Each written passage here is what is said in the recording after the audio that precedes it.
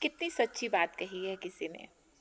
पैसा इंसान को ऊपर ले जा सकता है, पर इंसान पैसे को ऊपर नहीं ले जा सकता। शुरू करते हैं आज की कहानी। एक राजा था। अब समय आ चुका था जब उसे अपना उत्तराधिकारी चुनना था, पर राजा के कोई बेटा नहीं था। तो उसने निर्णय लिया कि मैं अपनी बेटी की शादी कर दूंगा और जिससे बेटी की शादी होगी उसे ही राज्य सौंप दूंगा। उसने अपने मंत्रियों की बैठक बुलाई और कहा कि कल नगर में सबसे पहले जो युवक प्रवेश करेगा उसी से मैं अपनी बेटी की शादी कर दूंगा। मंत्री हैरान थे राजा के इस अजीब से निर्णय से, पर क्योंकि वो राजा था तो कुछ कहा नहीं। अगले दिन मंत्री एक फटेहाल युवक को पकड़कर लेके आए और कहा कि आज सबसे पहले इस युवक ने नगर में प्रवेश किया है। तो राजा ने उस युवक से अपनी बेटी की शादी कर दी। सब हैरान थे इस निर्णय से, पर सबको वो निर्णय मानना पड़ा। धीरे धीरे वो लड़का सब काम सीखने लगा, जो कि अब राजा बन चुका था। बहुत होनहार था। कुछ ही समय में उसने सब कार्य सीख लिए। अब राजा भी थोड़ा निश्चिंत हो चुका था और अपना कार्यभार सौंपकर, राज्य का सारा बागडोर उस लड़के को सौंपकर वो सन्यास के लिए चला गया। उस राजमहल में बहुत से कमरे थे, बहुत बड़े बड़े कमरे थे, और हर कमरे की चाबी, जहाँ शस्त्र रखे जाते थे उसकी चाबी सेनापति के पास होती थी और कमरों की चाबी वित्त मंत्री के पास होती थी। पर एक ऐसा कमरा था जिसकी चाबी ये नया वाला राजा हमेशा अपने पास रखता था और किसी को नहीं देता था। सब हैरान थे। उन्हें लगा कि शायद जाते जाते राजा ने कुछ अमूल्य धन या कुछ ऐसी चीज़ उसको दे दी है। तो सब हैरान थे, सबको जिज्ञासा थी कि उसमें ऐसा है क्या। एक दिन वित्त मंत्री ने हिम्मत करके उससे पूछा कि अगर आपको संकोच ना हो तो कृपया बताइए कि इस कोठरी में क्या है।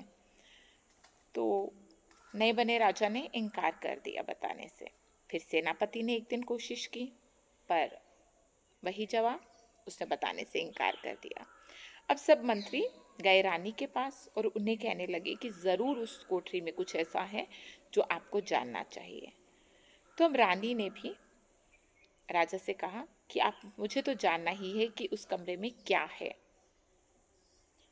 एक तो वो रानी, ऊपर से उसकी पत्नी, तो वो इनकार तो कर नहीं सकता था। तो उसने कहा चलिए आइए आप सब मेरे साथ, मैं आपको दिखाता हूँ उस कमरे में क्या है।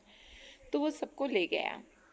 उसने वो कमरा खोला और उस कमरे में क्या था, एक कील पर कुछ कपड़े टंगे थे, फटे पुराने, वही कपड़े जो वो महल में आया था, जो उसने पहन रखे थे। सब हैरान थे कि ये कपड़े आपने अभी तक संभाल के रखे हैं और आप यहाँ क्या करने आते हैं इन कपड़ों को देखने।